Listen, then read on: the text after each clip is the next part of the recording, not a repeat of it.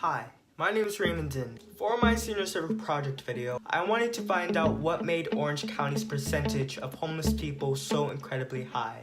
According to the U.S. Census Bureau, the county has a total area of 948 square miles.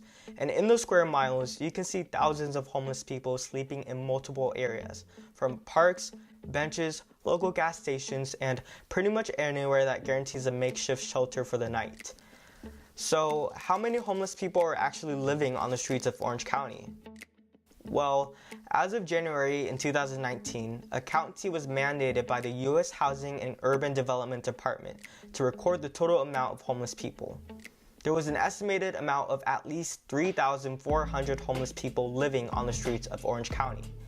This begs the question, how can Orange County officially provide more resources and support for homeless people? Let's start with basics. Jamboree is a housing corporation in Irvine that partnered with United Way Orange County to fund a study that was conducted by UCI. They narrowed the reasons behind homelessness into 3 causes. First and foremost, there's always a misconception about what causes homelessness. Most of the time, that misconception involves alcohol or drugs, mental health, or release from jail or prison. Those are definitely factors that contribute to homelessness, but they are not the driving causes. The primary cause of homelessness in Orange County is finding and keeping a steady job with a sustainable and living wage. The key words in that statement that I strongly want to highlight are sustainable and living wage. Underemployment is defined as when a person does not work fully or takes a job that does not reflect their actual training and financial needs. The main part of that term places more emphasis on financial needs as a cause to homelessness. It's a broad term that is often confused with unemployment, which is actually defined as the percentage of people who don't have a job. Most homeless residents have some level of income, whether that ranges from a median of $1,958 monthly for those living in a rapid rehousing program to a median of around $500 monthly for unsheltered homeless people. However, there continues to be 64% of jobs in Orange County that just don't earn enough to even afford median rent on an apartment. Statistically, the effects of underemployment are very similar to those of unemployment. Both cause an increase in poverty levels since families aren't able to buy as much without adequate income. Consequently, that reduces consumer demand drastically, which ultimately slows business growth. This triggers a chain reaction and causes the nation's gross domestic product to lower, as job growth does the same in effect. Without active efforts to combat underemployment, workers will eventually lose the ability to update their skills with on-the-job training. While some of those workers were trained for different fields, a majority of that population will downsize their lifestyle and be forced to accept long-term underemployment. This creates what is called structural unemployment.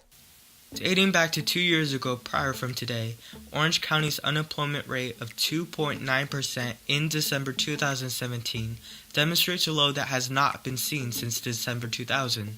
In fact, the December 2017 unemployment rate is well below the 10-year high of 10.1% and below the December 2017 state and national rates of 4.2% and 3.9%, respectively.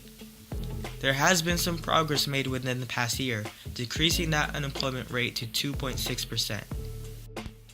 Despite the progress made in the past year, there continues to be an issue for those who are underemployed. If unemployment is no longer an issue, there is not much to be offered and benefited from that if underemployment continues to persist.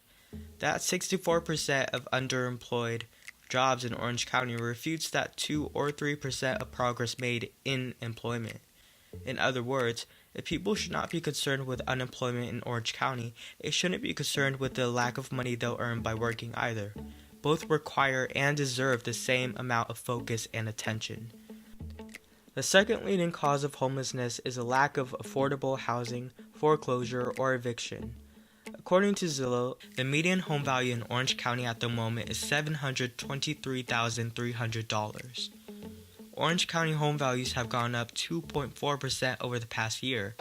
The median price of homes currently listed in Orange County is $775,000, while the median price of homes sold costs around $70,000. The housing market, especially in Orange County, is currently being watched very closely and carefully in consideration of the large fluctuations recently experienced in home prices, as well as due to both domestic and international economic concerns. Family issues are the third leading cause for those in Orange County who have become homeless. Life-altering events like death, divorce, or domestic violence all fall under that category.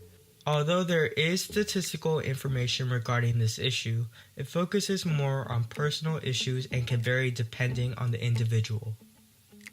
With homelessness being such a broad topic, I knew I wanted to gain the insight from people who I felt would give the best and most resourceful information. I began by contacting John Hamilton, the head of a homeless facility in Garden Grove. I asked him a few questions, and this is what he had to say. There continues to be such a large population. Yeah, people that just have unfortunate events. There's a lot of mental illness. You can talk to the homeless that are here. Some are just on borderline. They have a place, but they can't decide whether to have, medication today or a meal. So they have to decide, between important things. It's driving people into the streets. We don't have any mercy going on in the landlords and other places that need to be compassionate. If you're a motel or a hotel owner, you should be providing some of your positions, your housing for, indigent or homeless or unfortunate, events that happen to people. Being able to speak with some of these homeless people, what is typically the health status of people who don't have housing? It's poor. Most of them need medical attention. Most of them need mental health care, serious mental health care. Any professional that's associated with the government, if any kind of government, they just don't trust the government. They've been mistreated so often by police and other, officials that they just don't trust them. Whatever your calling is, follow it. Don't ignore it. There's a reward for that in your heart, and right now you'll get that satisfaction and that joy of doing it. But if later on when you're not here anymore, there's another reward that you'll get for doing those things. And I just encourage everybody to do it. Thank you so much. Sure. For my next interview, I wanted to contact people who actually had experience working with homeless people and were qualified for that position. I did some research and came across several different shelters. I reached out to them and requested an interview by meeting them face to face or even just over a simple phone call. Unfortunately, the majority of them weren't able to respond. However, I did receive a response from one of the requests I had sent in the beginning. This is what she had to say. Alright, so before we begin with the questions, would you like to introduce yourself to whomever is watching and tell us a little bit more about your organization? Yeah, sure. So my name is Trinice Harris, and I work for CityNet. We are a nonprofit organization. We started in Orange County, but we're now in 4 regions. So we're in Orange County, Los Angeles County, Riverside County, and Santa Barbara County. And basically what we do is we partner with law enforcement and we do homeless outreach. So we do street-level homeless outreach to our homeless neighbors. And our main goal is to get them off of the streets and into housing. How can students like myself and how can the general community help? Yeah, absolutely. There's a lot of different ways. And so for the courtyard in particular, for some of the reasons that I explained earlier, you have to be 18 in order to go to the courtyard. So for high school students that are not 18, unfortunately, we wouldn't be able to take them to the homeless shelter. But if you're 18 or older and you want to go down and see the shelter or volunteer there, we can make arrangements for that. For the students who are not quite 18 yet, if they want to help out but they can't go to the shelter, they can help by writing letters, notes of compassion. They can help by assembling hygiene kits and meal kits. And with that information, it's time for the Civic Action Plan. Unfortunately, I myself can't bring an end to homelessness. Going into this project, I had to be aware of what I could do and what I couldn't do. The 3 causes of homelessness, underemployment, unaffordability of rental market, and family issues are all out of my boundaries to fix personally. However, there is no doubt that there are possibilities out there to combat this national crisis. Some of these possibilities include increasing minimum wage to fit the standards of living wage, increased investments in infrastructure, strengthening unemployment insurance, and ending the poverty tax. There's strong controversy lying behind the majority of these possibilities, and there are several articles arguing against them and explaining how they actually increase poverty itself. Unpaid internships are intended to provide valuable work experience and contacts to young workers, while lowering costs and risk to organizations.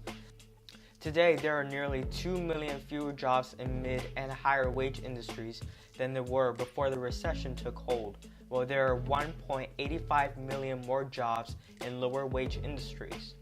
One solution to alleviating homelessness is by banning unpaid student internships. If unemployment continues to be an issue, unpaid student internships does not alleviate the financial crisis that affects millions of people in the world. Some students are desperate enough to gain money to even afford a decent standard of living, and will ultimately resort to these types of internships. There have been several cases of unpaid internships exploiting these workers, which only raises another issue. By banning unpaid student internships, students will at least be able to gain valuable work experience and some money to support themselves. Being able to increase funding in areas such as healthcare, education, infrastructure, and protecting Social Security and Medicare is seen as the best rationale for higher taxes on the wealthy.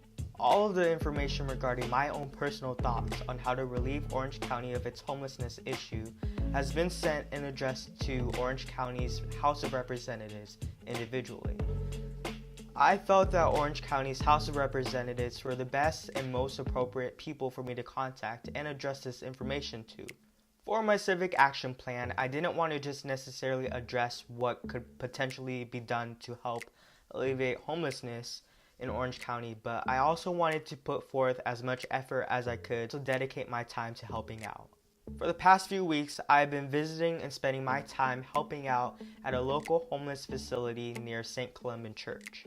Volunteers are able to attend this weekly held event every Saturday where we minister to homeless people and children of Garden Grove and surrounding areas. We provide hot meals and treats and bags of toiletries and hygienic products and other necessities to those in need.